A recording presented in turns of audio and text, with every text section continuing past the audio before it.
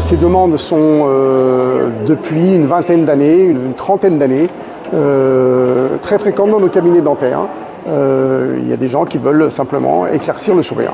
Alors, effectivement, il y a une technique, il y a plusieurs techniques, et on utilise des peroxydes d'hydrogène directement, ou alors des produits dérivés du peroxyde d'hydrogène, qui sont des produits qui, normalement, lorsqu'ils sont utilisés au cabinet dentaire, sont utilisés en toute sécurité par les chirurgiens dentistes, et qui peuvent être utilisés soit directement au cabinet dentaire, soit au travers soit à la maison. C'est ce qu'on appelle le home bleaching, parce que ça a été inventé par deux Américains dès les années 90. Et dans ce cas-là, on utilise des gouttières que le patient va utiliser tous les soirs en plaçant un gel de blanchiment à l'intérieur.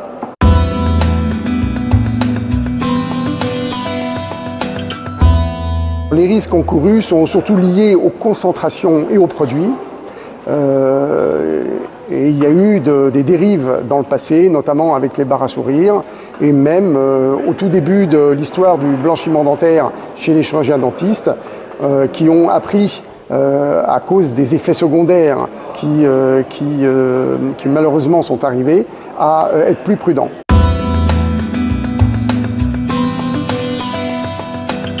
Alors aujourd'hui, on a une législation qui n'autorise pas les chirurgiens dentistes à dépasser les 6% de peroxyde d'hydrogène et qui n'autorise pas les non-chirurgiens dentistes à utiliser une concentration supérieure à 0,1% de peroxyde d'hydrogène. Les précautions à prendre sont donc de respecter la loi, d'aller dans les cabinets dentaires et non pas dans des barres à sourire, et si possible d'utiliser des concentrations les plus faibles possibles.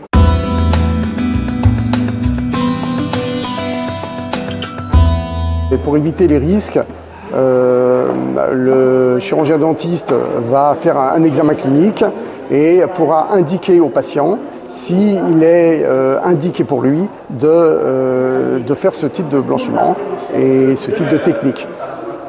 Lorsqu'il le faut, il soignera les caries au préalable, il nettoiera les dents et lorsqu'il le faut, il dira non, ça n'est pas possible. En particulier pour les jeunes de moins de 18 ans, c'est quelque chose qui est proscrit puisque c'est hors la loi, et la loi européenne de 2012